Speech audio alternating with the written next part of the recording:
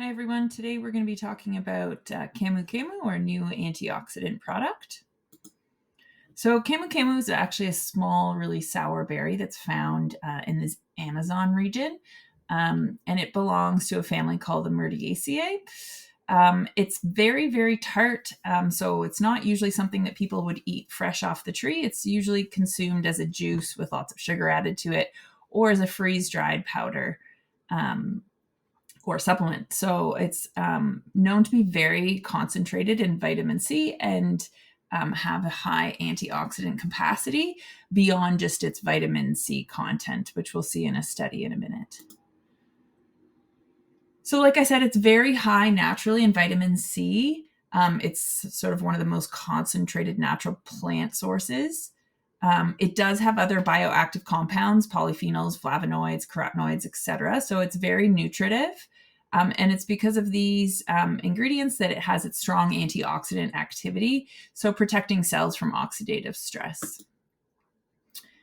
So this study used 20 male smokers and assigned them to either have 70 milliliters of the Camu-Camu juice, which contained over 1,000 milligrams of vitamin C, or a 1,050 milligram tablet for 7 days. And the results showed that the Camu-Camu juice actually decreased oxidative stress and inflammatory markers beyond what was seen with the vitamin C tablet. So this tells us that there's something more in Camu-Camu other than its vitamin C that is responsible for its health benefits. So there's been some newer studies using Camu-Camu to help with metabolic health and fatty liver. In this study, they used some overweight adults with high triglyceride levels, and they were given 1.5 grams daily of Camu-Camu capsules for 3 months. And then they would be switched and then would be given a placebo. And what they found is at the end of the study, the Camu-Camu time period resulted in 7.4% reduction of liver fat, while liver fat increased by 8.4% while they were on the placebo. So there's a net difference there of almost 16%, which is quite significant.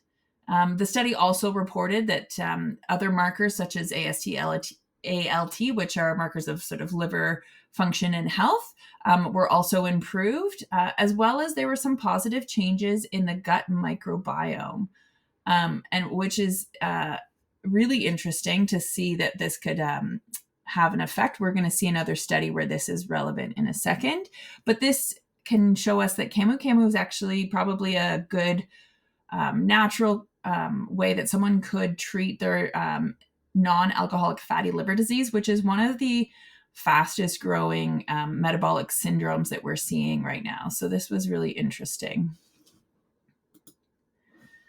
And then because there's not a lot of human studies with Camu-Camu, this was an animal study that I wanted to include, which was interesting.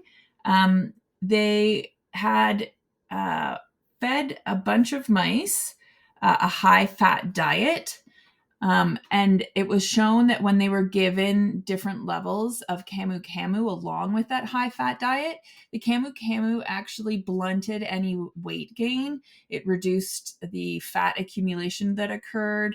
It improved glucose tolerance and prevented, again, fat from accumulating in the liver, as well as increasing the energy expenditure and ability to burn fat. So if we look over at this study, the gray here is the control group. The black is just the high fat diet alone. And then we've got the light pink, which is kind of in the same line as that high fat diet. That's the lower dose Camu-Camu. Higher dose Camu-Camu is in the red. And we can see that that has that blunting response when they were given it along with the high fat diet.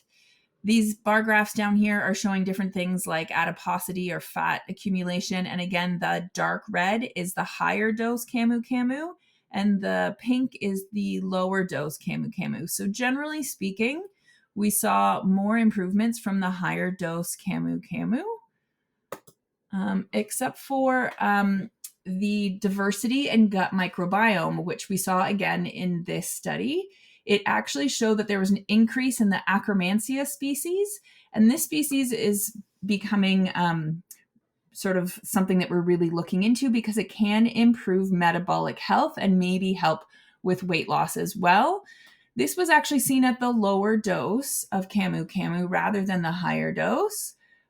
So this is just an example of where high dose is not always more beneficial than low dose, though the other improvements we saw in the study were seen more with the higher dose.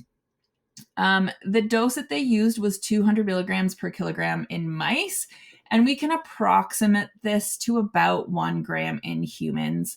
But again, it's hard to extrapolate this data into humans specifically. We would need to see some research done specifically in humans to know if this would also occur.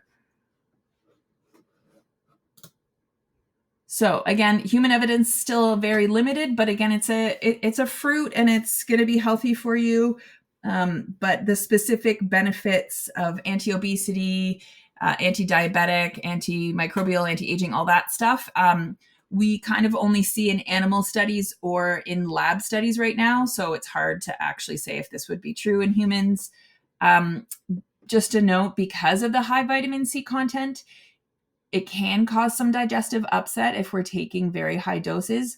So because there's not really an agreed upon dose because of the limited research, one doing sort of 1.5 grams in the one study, and then again, the calculated human equivalent of 1 gram, it would probably best for someone to start on the lower end and then increase. And then if they had any digestive upset, to sort of back off. So our product here, Camu-Camu, 500 milligrams. Again, our recommendation is 1 to 3 times per day. And so starting at that 500 milligram dose would give you 100 milligrams of vitamin C, which is a nice dose, but shouldn't cause any digestive upset. And then someone could increase that to 3 times a day. And I don't think that dosing would be cause any effects, but just maybe something to mention to any of your clients. As always, if there's any questions, please feel free to reach out. Thank you.